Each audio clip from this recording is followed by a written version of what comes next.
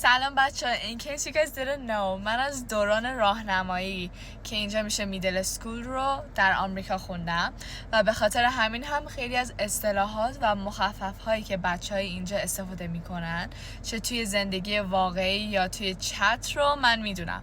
و آمدم که امروز چند تا از این اصطلاحات رو به شما هم یاد بدم چون که خیلی ها نمیدونن معنی اینا چیه. So let's go over some. اوکی، اولین اصطلاحمون TTYL هستش که شاید اگر توی چت ببینینش بگین که این داره چی میگه، ولی این به معنای talk to you later هستش و یا BRB یعنی be right back یعنی الان برمیگردم، یا talk to you later یعنی بعداً با تو حرف میزنم یعنی باز بعداً به تکست میدم. و یک اگزمپل دیگه هست که IKR یعنی I know right یعنی اگر بنویسن ایکر یا مثلا IKR یعنی I know right یا IDC یعنی I don't care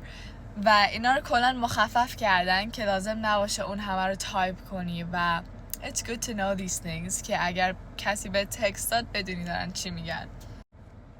اگر بازم اصطلاحی دارین که نمیدونین یعنی چی تو کامنت سکشن برام بنویسین که من یه ویدیو براتون درست کنم و توضیح بدم که معنی اون چی میشه.